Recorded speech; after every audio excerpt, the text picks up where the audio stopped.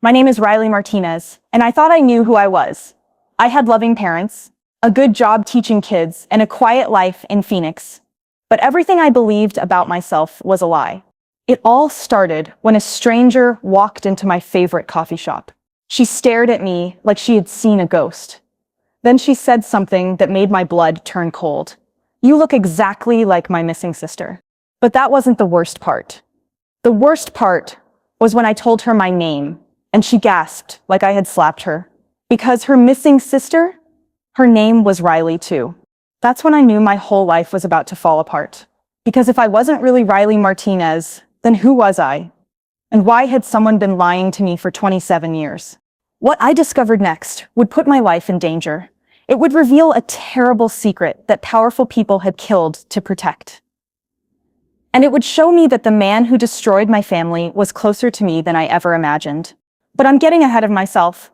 Let me start at the beginning, on that ordinary Tuesday morning when everything changed. I was sitting in my favorite coffee shop on Maple Street, just like I did every Tuesday morning. The place smelled like fresh coffee and warm muffins. I had my usual spot by the big window where I could watch people walk by on the sidewalk. My book was open on the small round table. I was reading about a detective who solved mystery cases. I loved mystery books because they always had happy endings where the good guys won. The coffee shop was busy that morning. People came in and out buying coffee before work. The barista, Jake, was making drinks and calling out names. "Medium latte for Sarah," he shouted over the noise. That's when she walked in. The woman looked to be about 40 years old. She had curly brown hair that came down to her shoulders. Her eyes looked tired, like she hadn't slept well in a long time. She wore a simple blue sweater and jeans. She walked up to the counter and ordered a cup of tea. Her voice was soft and a little shaky. "Just plain tea, please," she said to Jake. Jake handed her the tea, and she looked around for a place to sit. The coffee shop was crowded, but there was an empty table 2 spots away from mine. She sat down and wrapped her hands around the warm cup. I went back to reading my book. The detective was about to solve the case when I felt someone watching me. You know that feeling when you can tell someone is staring at you? It makes the back of your neck feel funny. I looked up from my book. The woman with the tea was staring right at me. When our eyes met, her face went completely white. Her hands started shaking so hard that her teacup rattled against the table. She kept staring at me like she had seen a ghost. I felt uncomfortable. Maybe she thought I was someone else. I smiled politely and looked back down at my book, hoping she would stop staring. But she didn't stop. I could still feel her eyes on me. Finally, I heard her chair scrape against the floor. She was getting up. "Excuse me," she said, walking over to my table. Her voice was even softer now, almost like a whisper. "I'm so sorry to bother you, but you look just like someone I know." I looked up at her again. She was standing next to my table, holding her teacup with both hands to keep it steady. Up close, I could see that her eyes were brown, just like mine. There were small lines around them, like she had spent a lot of time worrying about something. "Oh," I said with a friendly smile. "That happens sometimes. People always say I have one of those faces that reminds them of someone." But the woman didn't smile back. Instead, tears started forming in her eyes. One tear rolled down her cheek. "You don't understand," she said. "You look exactly like my sister." Exactly. Something cold ran down my spine, like ice water. "Your sister?" "She went missing 15 years ago," the woman said. Her voice cracked when she said it. "She was only 12 years old when she disappeared." My stomach felt like it was dropping to the floor. I did some quick math in my head. If her sister was 12, 15 years ago, that would make her 27 now. I was 27 years old. The woman must have seen the look on my face, because she kept talking. "If she were alive today, she would be exactly your age. She would look exactly like you." I didn't know what to say. This was getting very strange, and a little scary, but the woman looked so sad and desperate that I felt sorry for her. Without asking, she sat down in the empty chair across from me. Her teacup clinked as she set it on the table. "I'm sorry," she said quickly. "I know this is weird. I know you don't know me. But seeing you, it's like seeing her again." "I'm really sorry about your sister," I said. "That must be terrible for you and your family." "My name is Patricia Wells," she said. What's your name? I hesitated for a second. Something about this whole situation felt strange, but she looked so hopeful and sad at the same time. Riley, I said finally. My name is Riley Martinez. The moment the words left my mouth, Patricia's face changed completely. Her eyes went wide. Her teacup slipped from her hands and crashed to the floor. Hot tea splashed everywhere, making a loud noise that caused everyone in the coffee shop to turn and look at us. That's impossible, Patricia whispered, staring at me like I was a ghost. That's her name. My sister's name was Riley. The coffee shop seemed to spin around me. People were staring at our table. Jake came over with a towel to clean up the spilled tea. But all I could hear was Patricia's words echoing in my head. Her missing sister was named Riley, just like me. My hands started shaking just like hers had. I think there's been some kind of mistake, I said, standing up quickly and grabbing my book and purse. But Patricia reached out and gently touched my wrist. Please, she said. I know this sounds completely crazy. I know you think I'm some strange woman who's lost her mind, but would you meet me here tomorrow? I have pictures of her. I can show you. I looked down at her desperate face. Every logical part of my brain was telling me to walk away and never come back to this coffee shop. This woman was clearly confused or maybe even dangerous. But there was something in her eyes, something that looked like hope mixed with pain. And despite how scared I felt, I heard myself saying, okay, tomorrow at noon, right here. Patricia's face lit up for the first time since she had walked into the coffee shop. Thank you, she whispered. Thank you so much. I walked out of the coffee shop as fast as I could without running. My heart was beating so hard I could hear it in my ears. As I got into my car, one question kept spinning around in my mind. Who was I really? I drove home in a daze. The question kept spinning in my head like a broken record. Who was I really? I couldn't focus on anything. I almost ran a red light. I forgot to signal when I turned into my apartment complex. My hands were still shaking when I parked my car. I sat in my small living room and stared at the wall. My cat Whiskers jumped onto my lap and purred. Usually petting him made me feel better, but today, nothing could calm my racing thoughts. Patricia Wells, her missing sister named Riley. The way she looked at me like she'd seen a ghost. I got up and walked to my bathroom. I stared at myself in the mirror above the sink. Brown hair that hung straight to my shoulders. Brown eyes. A small nose. A round face with a little dimple in my chin. Did I really look like someone else? Someone who had been missing for 15 years? I thought about my childhood. I lived with my parents, Maria and Carlos Martinez, in Phoenix, Arizona. They were good people who loved me very much.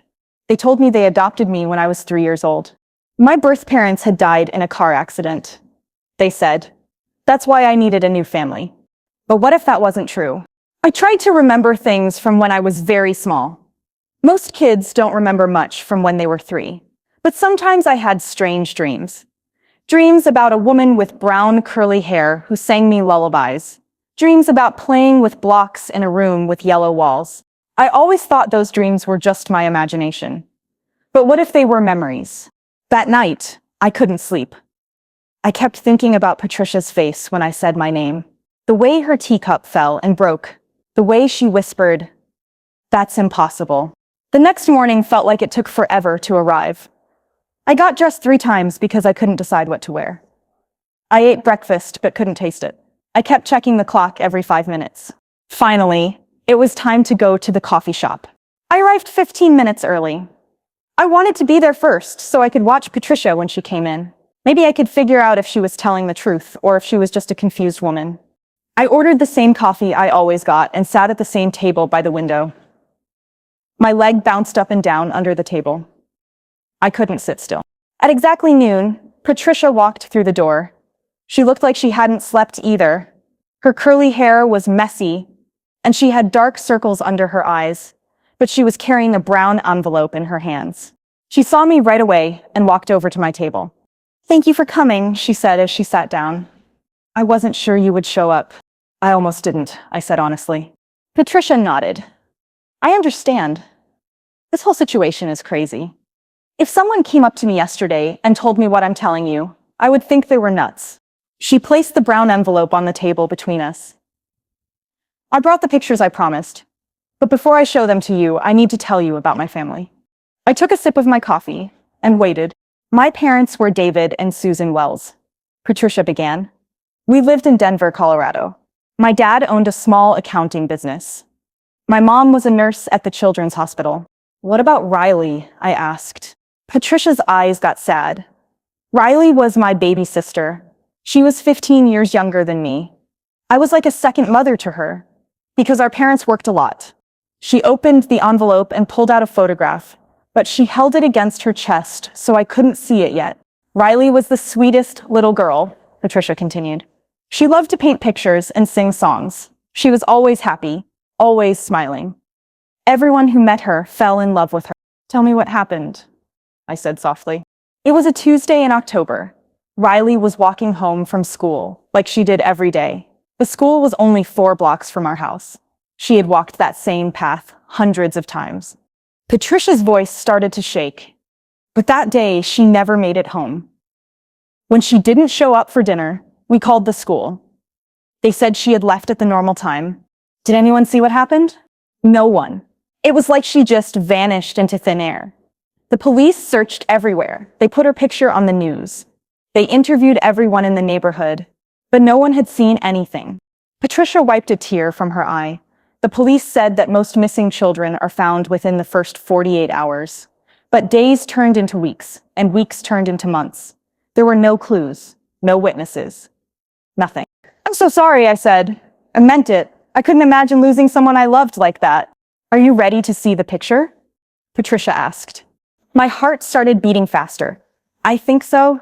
Patricia turned the photograph around and placed it on the table in front of me. I stopped breathing.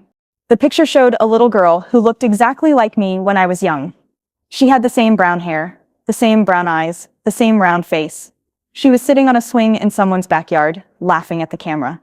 This was taken when Riley was 7 years old, Patricia said quietly. 5 years before she disappeared. I picked up the photo with trembling hands.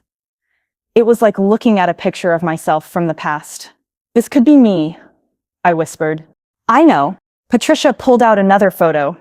This one showed 2 girls together. The older girl looked like Patricia, but younger. She had the same curly brown hair and kind eyes. The younger girl looked exactly like me. This is the last picture we took together, Patricia said. It was taken 2 weeks before Riley disappeared. I was 17, she was 12. I stared at the photo. In the picture, the older girl had her arm around the younger one. They were both smiling big, happy smiles. They looked like sisters who loved each other very much. Patricia, I said slowly, where exactly did this happen? Denver, Colorado. We lived on Elm Street. My stomach dropped. Denver was only 6 hours away from Phoenix. Close enough for someone to take a child from one city to the other. I need to ask you something personal, Patricia said. Do you remember anything from when you were very young? Before your parents adopted you? I closed my eyes and tried to think. Sometimes I have dreams. Dreams about playing with blocks. Dreams about a woman singing to me. But my parents always said those were just my imagination. What kind of songs? Without thinking, I started humming a tune. It was something that came to me in dreams sometimes. A soft, gentle melody that made me feel safe. Patricia's eyes filled with tears. That's the song my mother used to sing to Riley every night before bed. The coffee shop suddenly felt very hot. I couldn't catch my breath. There's something else, Patricia said. Riley had a birthmark on her left shoulder. It was shaped like a small heart. My blood turned to ice. I had a birthmark on my left shoulder. It looked exactly like a heart. I stood up so fast that my chair almost fell over. I have to go. Please don't run away, Patricia begged. I know this is scary. But what if you really are my sister? What if you really are Riley Wells? I grabbed my purse and backed away from the table. This is just a coincidence. Lots of people have birthmarks. Lots of people look alike. But even as I said the words, I didn't believe them. Patricia stood up too. Riley, please, just think about it. Think about why your dreams feel so real. Think about why you look exactly like my sister. Think about why your name is the same. I ran out of the coffee shop just like I had the day before. But this time, I couldn't escape the truth that was chasing me. I might not be Riley Martinez at all. I might be Riley Wells, the missing sister who had been found. The thought followed me all the way home. It sat in my car with me. It walked up the stairs to my apartment. It wouldn't leave me alone. I sat on my couch and stared at my phone. I needed to call my parents. I needed to ask them questions.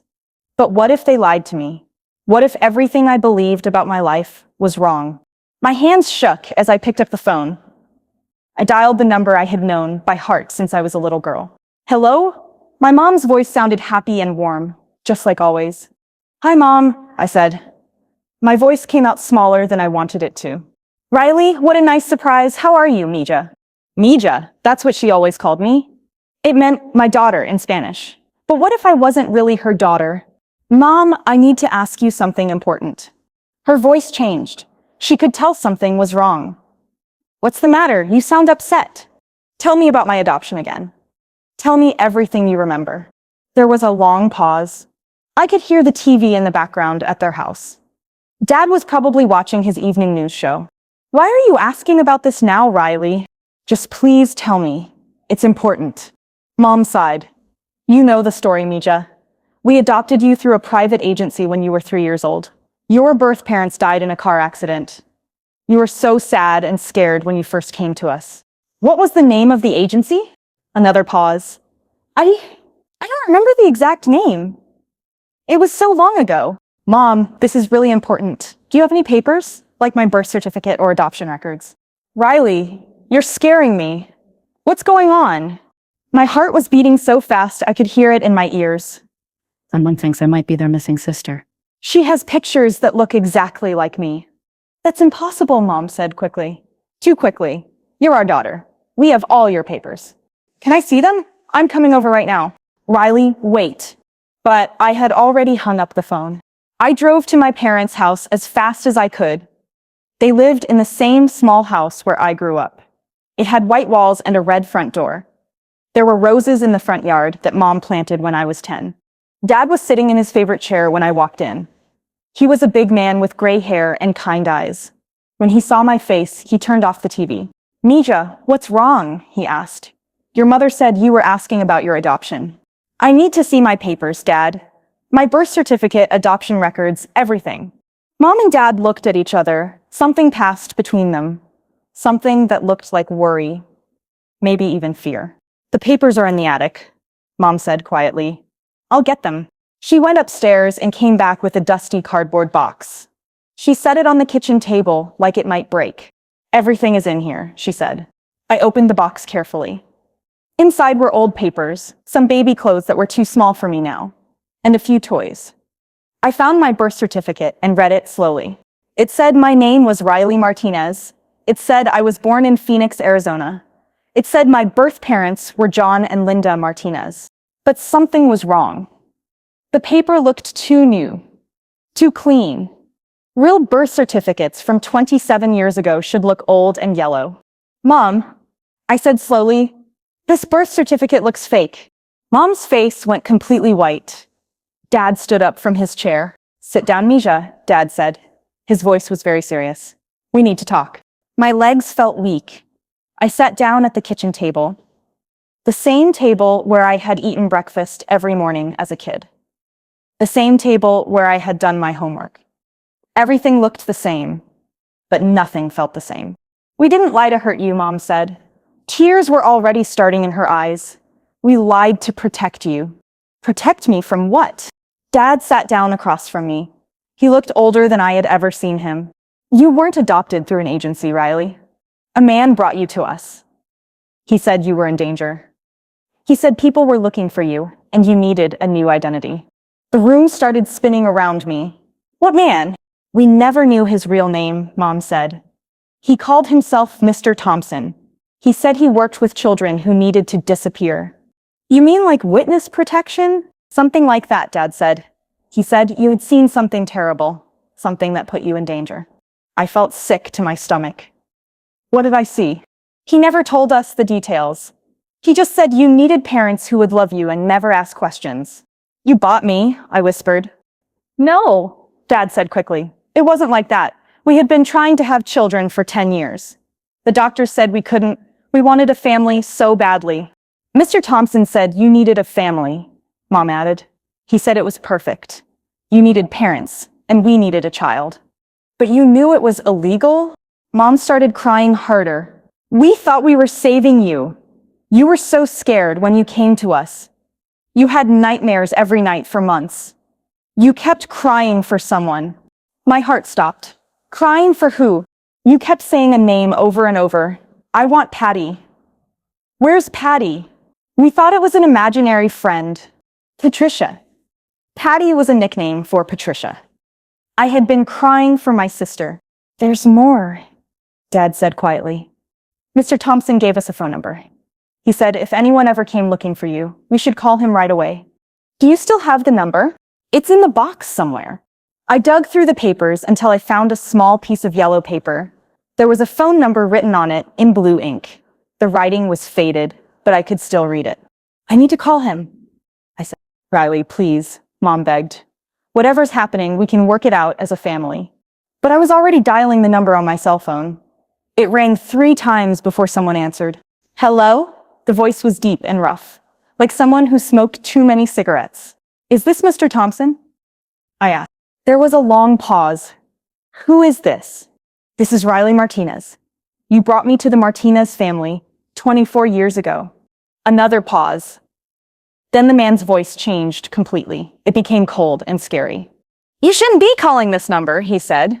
You shouldn't be asking questions. I need to know the truth. Someone thinks I'm their missing sister. That's impossible. Stay away from her. If you don't, bad things will happen to people you care about. Are you threatening my family? I'm warning you.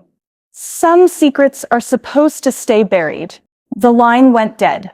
I stared at my phone. My hands were shaking again. Mom and Dad looked terrified. We have to call the police, Dad said. But I was already putting on my coat. I have to find Patricia. If this man is threatening us, she might be in danger too. Riley, don't go, Mom pleaded. It's not safe. I stopped at the front door and looked back at my parents. These people who had raised me and loved me for 24 years, who had lied to me to protect me. I love you both, I said, but I have to know who I really am, and I have to make sure Patricia is safe. I ran out into the night, not knowing that I was already too late. Mr. Thompson was already looking for Patricia, and when he found her, he wouldn't just threaten, he would act. Those words echoed in my head as I drove through the dark streets. I had to find Patricia before Mr. Thompson did, but I didn't know where she lived. I didn't even know her last name besides Wells. I drove back to the coffee shop, but it was closed for the night. The parking lot was empty, except for a few streetlights casting long shadows. Think, Riley. Think. Where would Patricia be? Then, I remembered something she had said. Her sister disappeared on Elm Street in Denver. Maybe Patricia still lived there. Maybe she never moved away from the place where she lost Riley. I had never driven to Denver before, but I knew it was about 6 hours north of Phoenix. I filled up my gas tank and started driving as fast as I dared. The highway was dark and mostly empty. Only a few trucks and late-night travelers shared the road with me. I kept checking my mirrors, worried that Mr. Thompson might be following me. My phone rang. It was Mom. Riley, please come home, she said when I answered. This is too dangerous. I can't, Mom. Patricia might be in trouble because of me. Then we should call the police. And tell them what? That a man with a fake name threatened us over the phone? They'll think we're crazy. At least tell us where you're going. Denver. I think Patricia lives on Elm Street, where her sister disappeared. Riley, no. You don't know what you're walking into. I know, but she's my sister, Mom. My real sister. I can't let anything happen to her. There was a long pause. Then Mom said quietly, I understand, but please be careful and call us when you get there. I will. I love you. We love you too. Mija. The drive seemed to take forever. I stopped once for coffee and gas. Every time I saw headlights behind me, I worried it might be Mr. Thompson, but the hours passed and no one followed me. Finally, I saw a sign that said Denver, 10 miles. My heart started beating faster. I drove into the city as the sun was starting to rise. Denver was bigger than I expected. There were tall buildings downtown and neighborhoods spreading out in every direction. I found a gas station and asked the worker for directions to Elm Street. He drew me a simple map on a piece of paper. It's in an older part of town, he said. Lots of small houses with big trees. I followed his directions through quiet neighborhood streets. Many of the houses looked like they had been built a long time ago. They had front porches and small yards with flowers. Finally, I found Elm Street. I drove slowly, looking at the house numbers. 1247, 1249, 1251. I was looking for anything that might tell me which house belonged to the Wells family. Then I saw it. A mailbox at 25-3 Elm Street had Wells written on it in faded letters. The house was small and painted light blue. There were rose bushes in the front yard and a swing on the front porch. But there was also a black car parked in the driveway. A car that didn't look like it belonged in this quiet neighborhood. I parked down the street and walked carefully toward the house. Something felt wrong. The front door was standing open, but it was still early morning. Most people wouldn't leave their doors open at this time of day. I crept up to the front porch and listened. I could hear voices inside the house, a man's voice and a woman's voice. The woman sounded scared. I pulled out my phone and dialed 911. What's your emergency? The operator said. There's a kidnapping happening at 153 Elm Street in Denver, I whispered. Please send help right away. Ma'am, are you safe? I'm outside the house. Please hurry. I hung up and moved closer to the front door. Through the screen door, I could see into the living room. Patricia was sitting in a chair with her hands tied behind her back. A tall man in a black jacket stood over her. It had to be Mr. Thompson. You should have left things alone, the man was saying. His voice was the same rough voice I had heard on the phone. She's my sister, Patricia said. Her voice was shaky, but she sounded brave. I have the right to know what happened to her. You have no rights, Mr. Thompson said. Just like your parents had no rights. My blood turned cold. What did he mean about Patricia's parents? Your sister was supposed to disappear forever, he continued. But you had to go looking for her. You had to ruin everything. Please, Patricia begged. Just tell me why. Why did you take her? Mr. Thompson laughed, but it wasn't a happy sound. It was mean and scary. Because someone paid me to, he said. Someone who had a lot to lose if people learned the truth about Riley Wells. Who? Who paid you? Someone very important. Someone who wanted Riley to disappear and never come back. I had to get closer to hear better. I crept around to the back of the house. The back door was also open. I could slip inside without being seen. I tiptoed through the kitchen and down a hallway. The voices were coming from the living room. I hid behind a corner where I could hear everything. Riley wasn't just any ordinary kid, Mr. Thompson was saying. She saw something she shouldn't have seen. Something that could have destroyed a very powerful person. What did she see? A murder. My knees almost gave out. I had to grab the wall to keep from falling down. I had witnessed a murder. Whose murder? Patricia whispered. Your parents, Patricia screamed. It was a sound of pure pain and horror. I had to put my hand over my mouth to keep from making noise. That's right, Mr. Thompson said. Little Riley saw me kill David and Susan Wells. She was hiding in the closet during what looked like a home invasion. I thought she was at school, but she came home early that day. As suddenly, I remembered hiding in a dark, small space. I remembered being very scared. I remembered seeing a man hurt people I loved. You killed them, Patricia sobbed. You killed my parents, and you took Riley to cover it up. I was supposed to kill her too, Mr. Thompson said. Those were my orders. But she was just a little kid. So I found her new parents instead. New identity, new life. I thought the problem was solved forever. Until I found her. Until you found her. Now I have to clean up this mess once and for all. I heard him moving around. I peeked around the corner and saw him pulling a gun out of his jacket. But first, he said, pointing the gun at Patricia, she's coming here. What do you mean? I called her adoptive parents, told them I had you. She'll come running to save her big sister. Then I can get rid of both of you at the same time. My heart pounded. He was using Patricia as bait to trap me. But I was already here. I heard sirens in the distance. The police were coming, but they might not get here in time. I had to do something. I had to save Patricia. I looked around the kitchen for anything I could use as a weapon. I found a heavy cast iron frying pan hanging on the wall. It wasn't much, but it was something. I crept toward the living room. Mr. Thompson had his back to me. He was pointing the gun at Patricia and looking out the front window, watching for me to arrive. "Your sister should be here any minute," he told Patricia. "Then this nightmare will finally be over." I raised the frying pan and stepped into the room. "You're right," I said. "It will be over." Mr. Thompson spun around. His eyes went wide when he saw me. "Riley Wells," he said, "all grown up and ready to die?" "My name is Riley Martinez," I said, gripping the frying pan tighter. "And you're going to jail for what you did to my family." The sirens were getting louder. Red and blue lights flashed through the windows. "It's over," I said. "The police are here." Mr. Thompson looked toward the window, then back at me.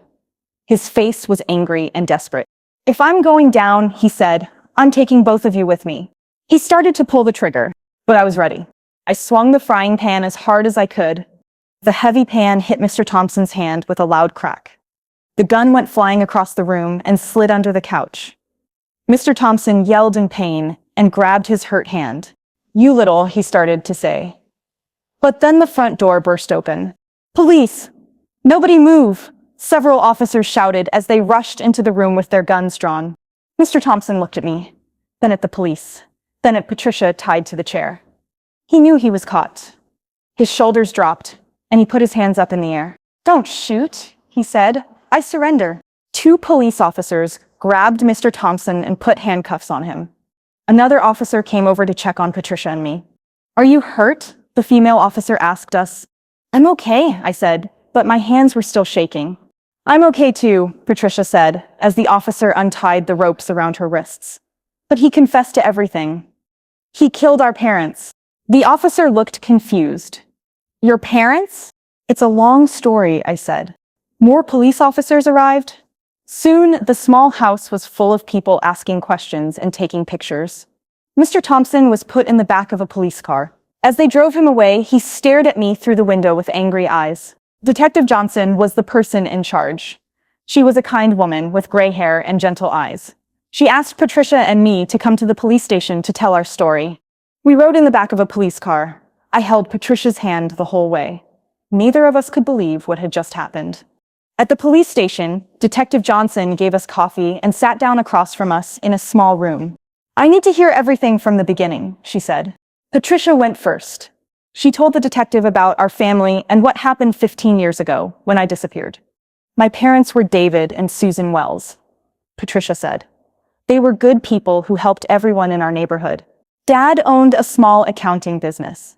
Mom worked at the children's hospital." "Tell me about the day your parents died," Detective Johnson said. Patricia wiped tears from her eyes. "I was away at college. The police called me and said there had been a break-in at my parents' house. They said Mom and Dad were both killed. The police thought it was a robbery that went wrong. But it wasn't a robbery, was it?" "No.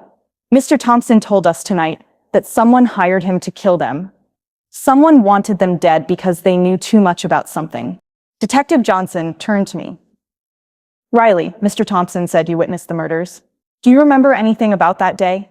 I closed my eyes and tried to remember. The memories were coming back clearer now. "I was supposed to be at school," I said slowly, "but I felt sick during lunch, so I walked home early. When I got to the house, I heard loud voices coming from the living room." "What did you do?" "I was scared, so I hid in the hallway closet. I left the door open just a tiny bit so I could see what was happening." "What did you see?" This was the hard part. I saw Mr. Thompson arguing with my parents. He had a gun. He kept asking Dad about some papers. Dad kept saying he didn't have what Mr. Thompson wanted. "Do you remember what kind of papers?" I thought hard. "Something about money." Mr. Thompson said Dad had found out about money that was stolen. He wanted Dad to give him proof of what he knew. "What happened next?" "Dad refused to give him anything. He said he was going to tell the police about the stolen money. That's when Mr. Thompson got really angry. I had to stop talking for a minute. The memories were painful. Take your time, Detective Johnson said kindly. Mr. Thompson shot Dad first. Then Mom started screaming. So he shot her too. I was so scared that I tried not to breathe or make any sound. How did he find you? I sneezed. I couldn't help it. Mr. Thompson heard me and opened the closet door. I thought he was going to kill me too. But he didn't. No, he stared at me for a long time. Then he said he knew people who would take good care of me. He said I would have a new family and a new name, but I could never tell anyone what I saw. Is that when he took you to Phoenix? Yes. We drove for hours and hours. He made lots of phone calls to someone. He kept saying yes, sir, and no, sir, like he was talking to his boss. Detective Johnson wrote notes on her paper. Do you remember anything else about those phone calls? He mentioned someone important. He said something about how this person would be happy that the problem was solved. Did he say who this important person was? I tried to remember the exact words. He said something about the mayor, like the mayor will be pleased, or something like that. Patricia gasped. The mayor? Detective Johnson put down her pen and looked at us seriously. This is very important, Riley. Are you absolutely sure he mentioned the mayor? Yes. I remember because I was just a kid. And I thought mayors were only in storybooks. Detective Johnson left the room for a few minutes. When she came back, she had another officer with her. This one was older and wore a suit instead of a uniform. This is Detective Martinez, she said. He's been working on a case about corruption in the city government. Detective Martinez sat down across from us. Riley, what you just told us matches things we've been investigating for years. What kind of things? Your father wasn't in any kind of trouble. He was actually doing very well with his business. But he had discovered that someone important was stealing money from the city. Who was stealing money? The mayor and several other city officials. They were taking money that was supposed to go to schools and parks and putting it in their own bank accounts. Patricia shook her head. How much money? Millions of dollars over many years. I felt sick again. So they killed Dad because he found out? We believe so. Your father was an accountant who worked on several city projects. He noticed that money was missing from the budgets. He started investigating on his own. What about Mom? Your mother knew what your father had discovered. She was helping him gather evidence to prove what the mayor was doing. So they killed both of them to keep the secret? Yes. And they took you because you were the only witness. Detective Johnson came back into the room. I just got off the phone with our captain. Mr. Thompson has agreed to tell us everything in exchange for a lighter prison sentence. What did he say? He confirmed that Mayor Richard Thompson hired him to kill your parents and get rid of any evidence they had collected. Patricia and I looked at each other. Thompson? Is he related to Mr. Thompson? No relation. Just the same last name. Richard Thompson has been the mayor of Denver for 8 years. But before that, he was a city council member when your parents were killed. So he's been getting away with this for 15 years? Until now, with your testimony and Mr. Thompson's confession, we finally have enough evidence to arrest him. Detective Martinez smiled. Mayor Thompson will be arrested tonight, along with several other people who helped him steal the money. I felt a heavy weight lift off my shoulders. After 15 years, the people who killed my parents would finally go to jail. What happens now? I asked. You two go home and try to rest. Detective Johnson said, You've been through more than enough. We'll call you when we need you to testify at the trial. Patricia and I walked out of the police station together. The sun was coming up over Denver, painting the sky pink and orange. It was a new day. I can't believe we found each other, Patricia said. I can't believe we survived all of this. So what happens now? Are you Riley Wells or Riley Martinez? I thought about it as we walked to my car. I think I'm both. I'm Riley Wells, who survived something terrible and found her way back to her family. And I'm Riley Martinez, who was raised with love by people who saved my life. Can you forgive Mom and Dad Martinez for lying to you? Yes. They were protecting me. They gave me a family when I needed one most. Now I have 2 families. Patricia smiled and put her arm around me. Now we have each other again. Forever this time. We drove to Patricia's house and sat on her front porch as the neighborhood woke up around us. After 15 years apart, we had so much to catch up on. But we had time now. All the time in the world. The coffee shop stranger had been right. Everything did change when she said my name. But it changed for the better. 3 months later, I stood in front of the courthouse in Denver. Today was the day Mr. Thompson and Mayor Richard Thompson would be sentenced for their crimes. Patricia stood next to me, holding my hand. We had spent the last 3 months getting to know each other again. It was strange and wonderful at the same time. Some days it felt like we had never been apart. Other days I felt like I was meeting her for the first time. "Are you ready for this?" Patricia asked. "I think so." "Are you?" "I've been ready for 15 years. We walked into the courthouse together. The room was packed with reporters and people from the community. Many of them had been hurt by the mayor's crimes too. When he stole money from the city, it meant less money for schools, parks, and hospitals. Maria and Carlos Martinez sat in the front row. They had driven up from Phoenix to support me. It took some time, but I had forgiven them for lying about my past. They really thought they were protecting me. And they had given me a loving home when I needed it most. The judge entered the room. She was a serious woman with short gray hair and kind eyes. "Please be seated," she said. "We are here today to sentence Marcus Webb and former Mayor Richard Thompson." Marcus Webb was brought in first. He looked older and more tired than he had 3 months ago. He wore an orange jail uniform and handcuffs. "Mr. Webb," the judge said, "you have pleaded guilty to 2 counts of murder, 1 count of kidnapping, and conspiracy to commit fraud. Before I sentence you, do you have anything to say to the victims' families?" Marcus stood up slowly. He looked at Patricia and me with sad eyes. "I'm sorry," he said. His voice was quiet and shaky. "I know that doesn't bring your parents back. I know it doesn't make up for taking Riley away from her family. But I am truly sorry." Patricia squeezed my hand. I could tell she was trying not to cry. "I was a different person back then," Marcus continued. "I was greedy and scared. I made terrible choices that hurt innocent people. If I could go back and change things, I would." The judge nodded. "Mr. Webb, you are sentenced to life in prison without the possibility of parole for the murders of David and Susan Wells. You are sentenced to an additional 20 years for the kidnapping of Riley Wells." 2 officers led Marcus away. He looked back at us one more time before disappearing through a door. Then it was Mayor Thompson's turn. Richard Thompson looked very different from his old campaign posters around the city. His hair was completely gray now, and he looked angry instead of friendly. He wore a gray suit and handcuffs. "Mr. Thompson," the judge said, "you have been found guilty of embezzlement, conspiracy, and ordering the murders of David and Susan Wells. Do you have anything to say before I sentence you?" Mayor Thompson stood up straight. "I maintain my innocence," he said in a loud voice. "This whole trial was unfair. I never ordered anyone to be killed." People in the courtroom started talking to each other. The judge banged her wooden hammer on the desk. "The evidence says otherwise, Mr. Thompson," the judge said firmly.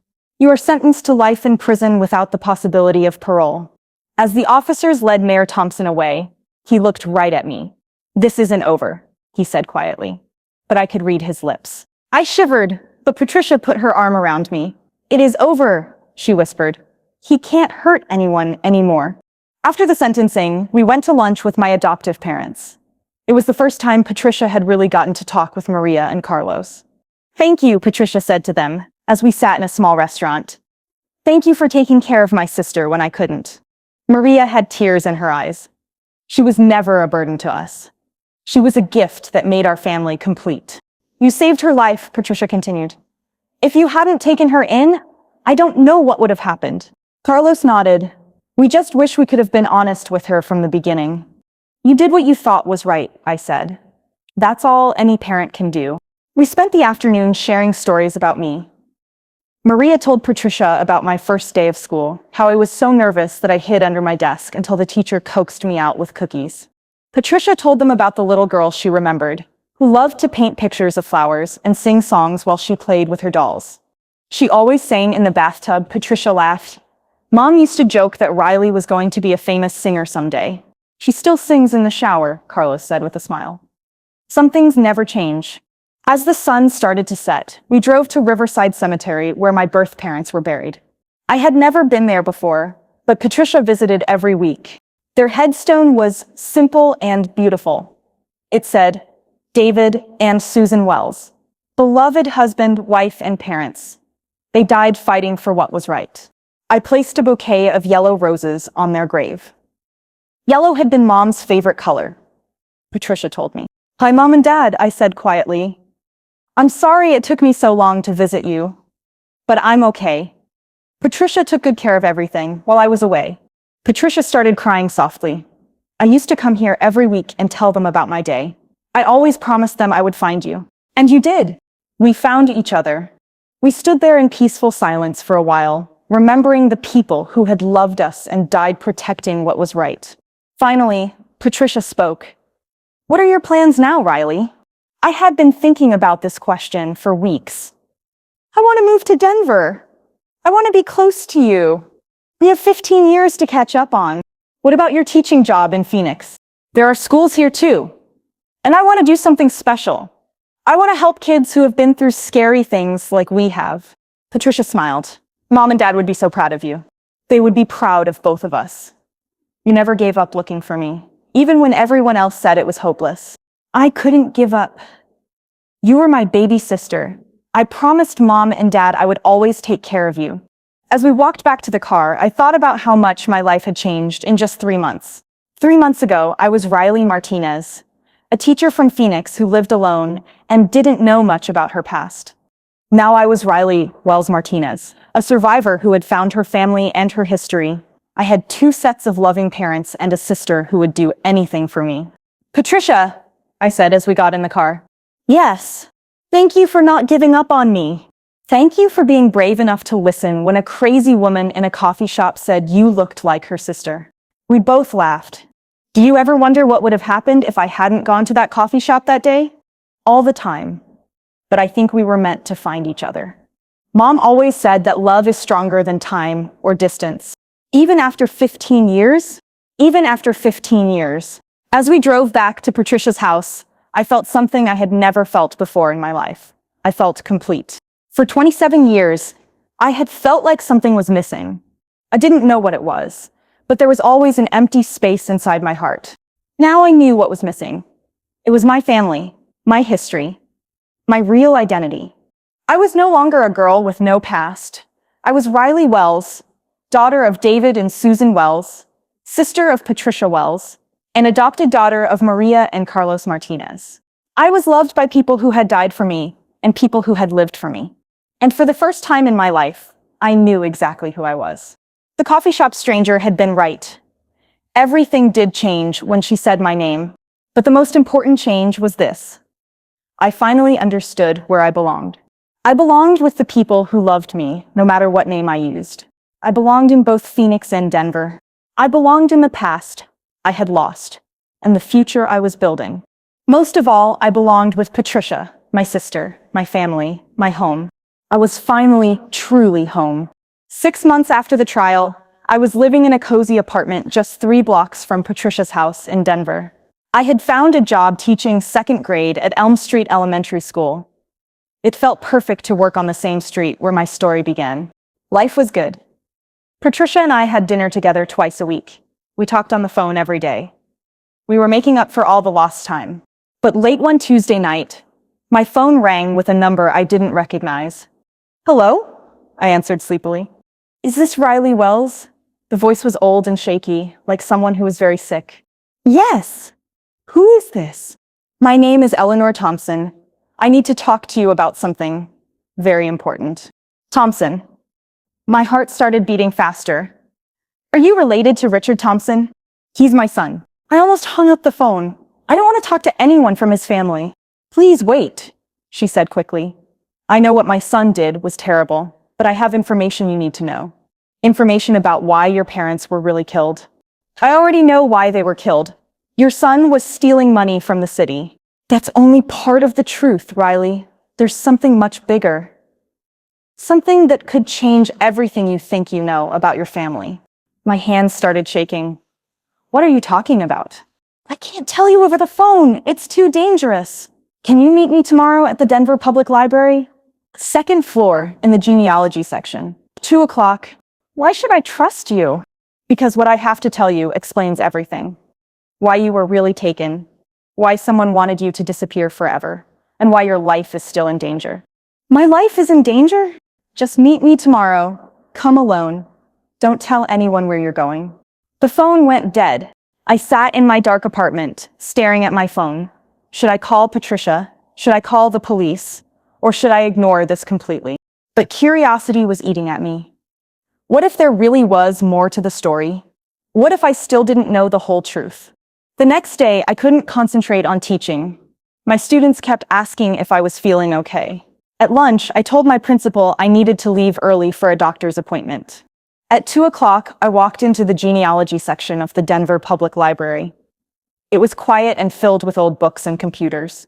An elderly woman with white hair sat alone at a corner table. "Riley?" she asked when she saw me. "Mrs. Thompson?" She nodded and pointed to the chair across from her. "Thank you for coming.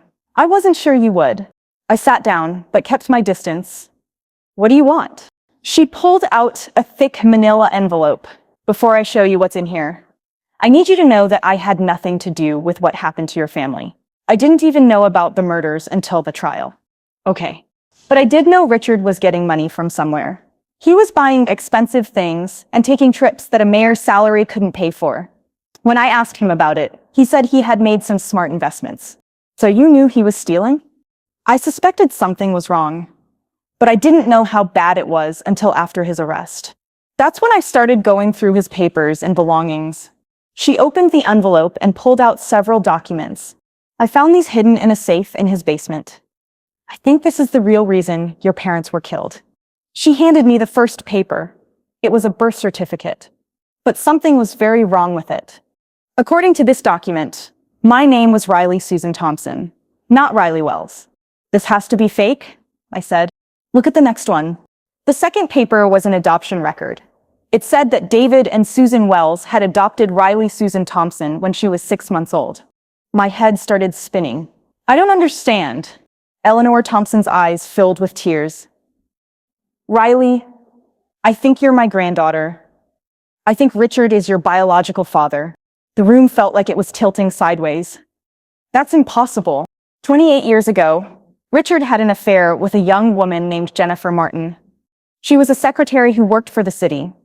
When she got pregnant, she told Richard the baby was his. So he gave me away? Richard was married to his first wife then. He was planning to run for mayor.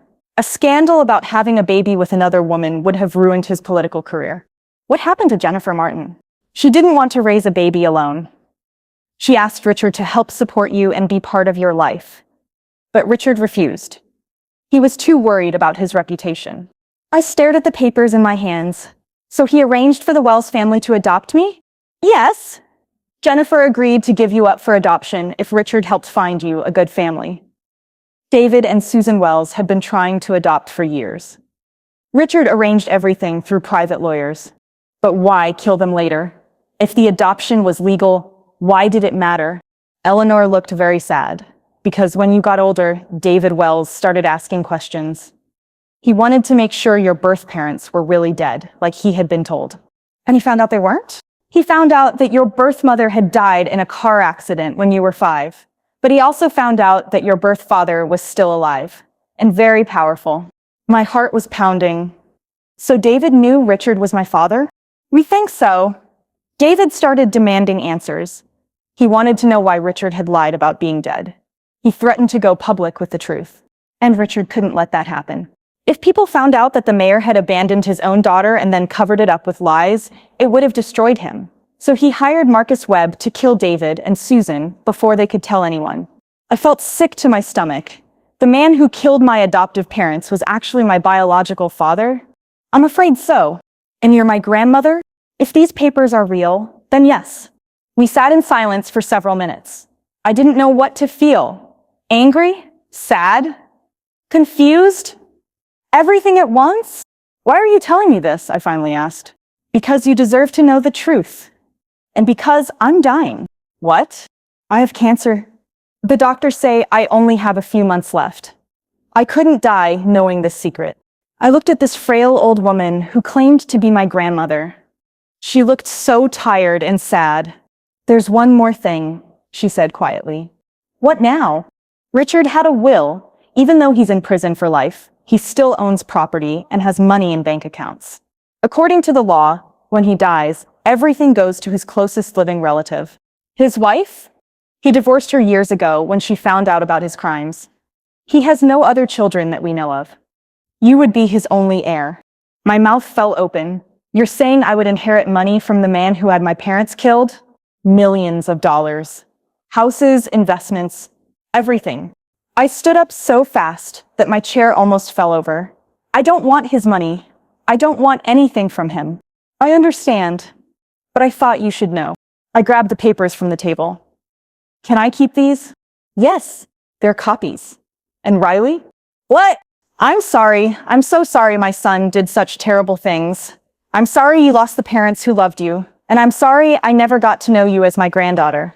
I looked at her wrinkled face. Despite everything, I felt sorry for her too. It's not your fault, I said. You didn't know. Thank you for saying that. I walked out of the library, feeling like my world had been turned upside down again. Just when I thought I knew who I was, everything changed once more. I drove straight to Patricia's house. She was in her garden planting flowers for spring. Riley, she said happily when she saw me. This is a nice surprise. You look terrible. What's wrong? I handed her the papers. You need to read these. Patricia sat on her front steps and read through everything. Her face went through many emotions: confusion, shock, and finally anger. That monster, she said. He wasn't just the man who ordered our parents killed. He was your biological father. Apparently. How are you feeling about this? I don't know. Part of me wants to throw up. Part of me wants to scream. Part of me just feels numb. Patricia put her arm around me. Come inside. Let's make some tea and figure this out.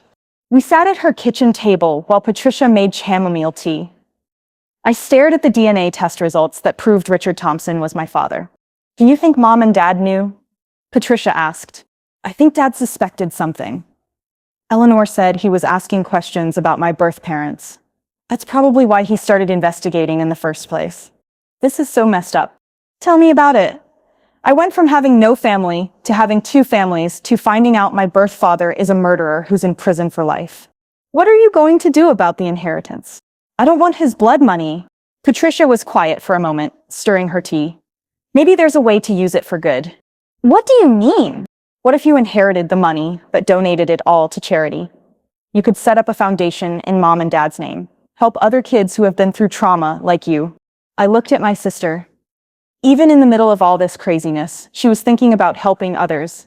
The David and Susan Wells Foundation for Children, I said slowly.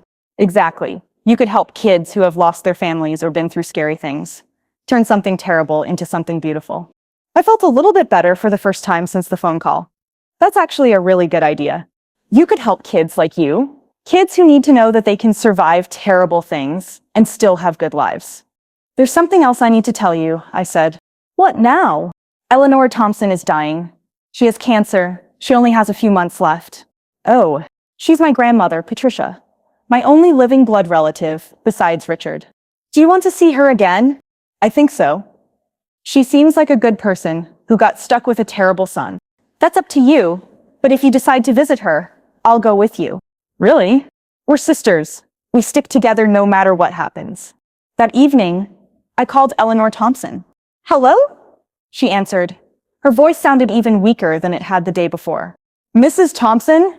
It's Riley. Oh dear. I was hoping you would call. I want to visit you, if that's okay. I would like that very much.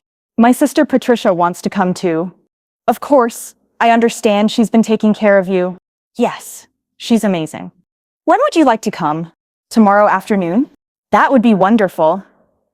I'm at Sunset Manor Nursing Home. The next day, Patricia and I drove to the nursing home. It was a nice place with gardens and comfortable chairs.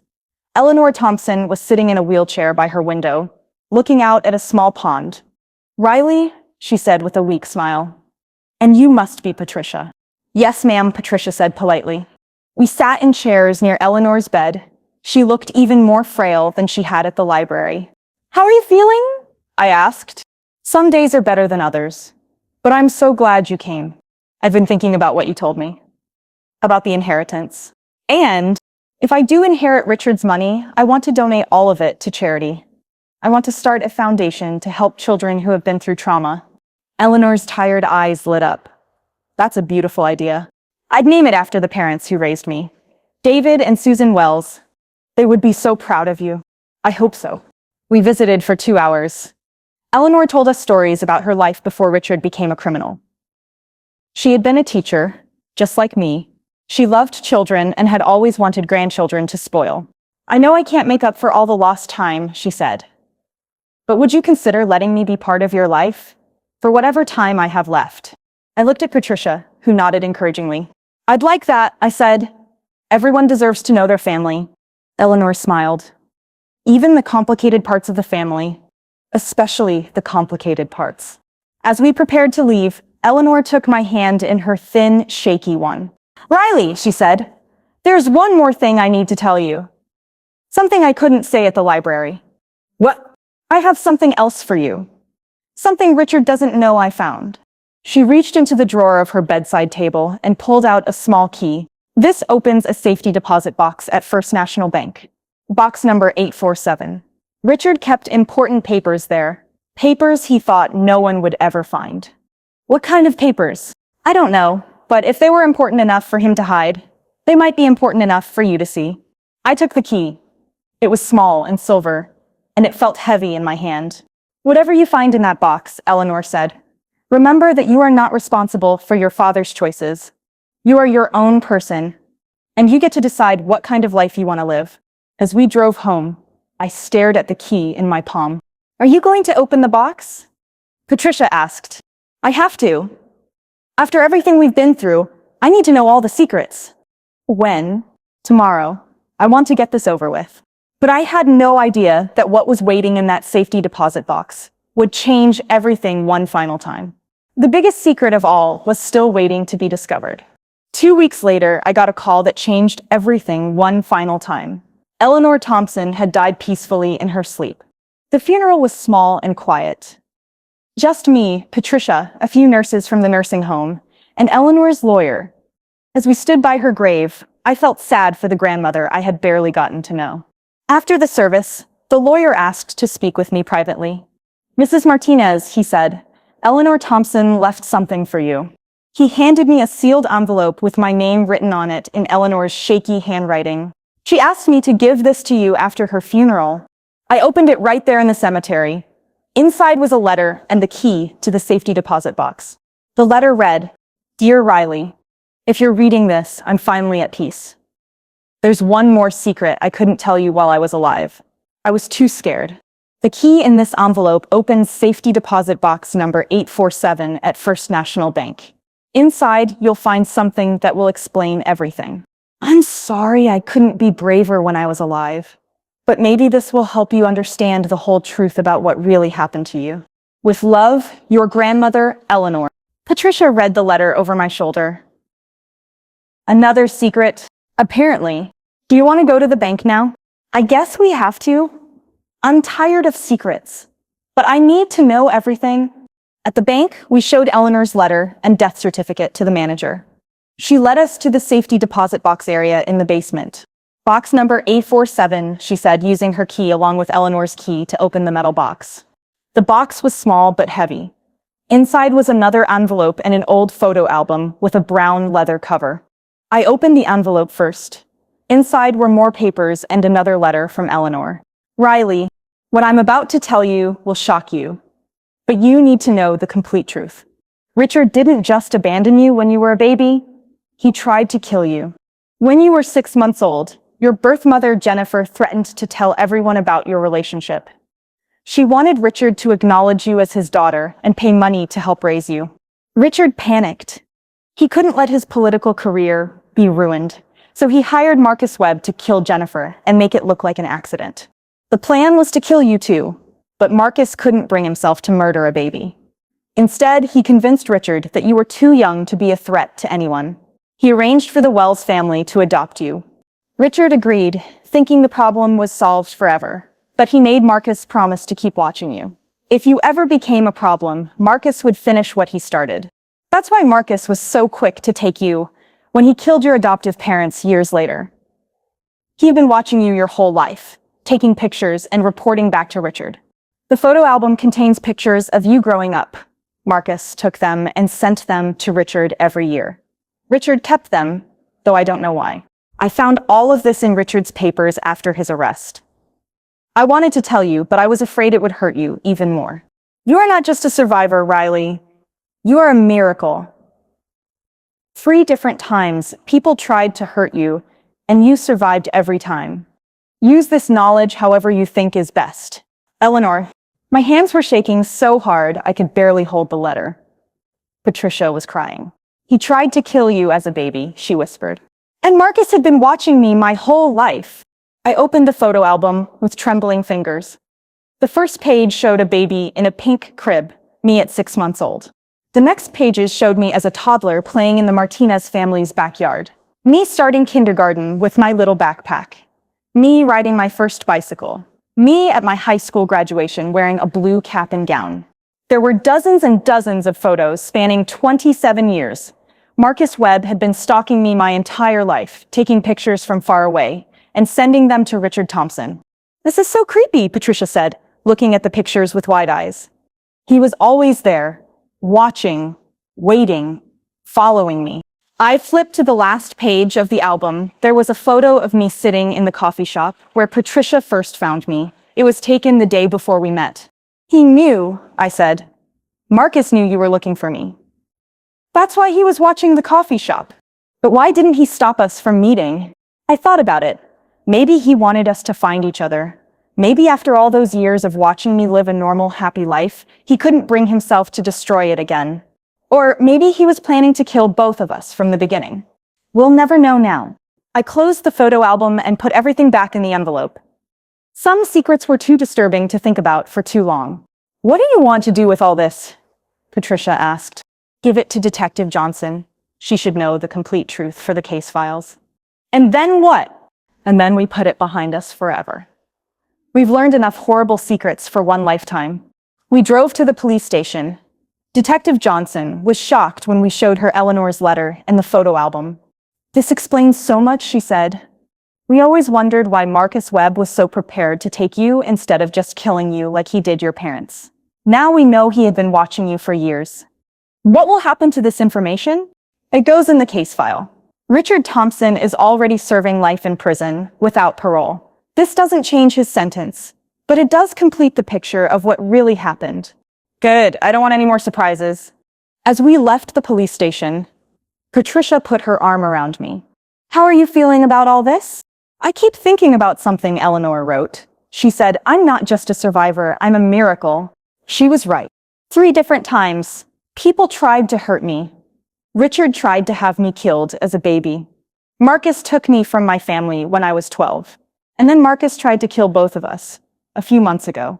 But I survived every time. And now you're here, living a good life, helping other people. Maybe that's the point. Maybe I survived for a reason. What reason? To help other kids like me, kids who have been through terrible things, but can still build beautiful lives. We drove to Patricia's house and sat on her front porch as the sun set over Denver. I have some good news, Patricia said. I've been waiting for the right time to tell you. I could use some good news. What is it? She smiled. I'm getting married. I turned to stare at her. What? What? To who? How long has this been going on? She laughed. His name is Tom Mitchell. He's a teacher at the middle school. We met at a teacher training workshop 6 months ago. 6 months ago? You've been dating someone for 6 months and didn't tell me? I wanted to make sure it was serious first. I've been hurt before, but Tom is different. He's kind and patient, and he makes me laugh. I hugged her tight. I'm so happy for you. When's the wedding? Next spring. And Riley, I want you to be my maid of honor. Of course, I'd be honored. There's something else. Tom and I want to have children someday, and we want them to know their Aunt Riley.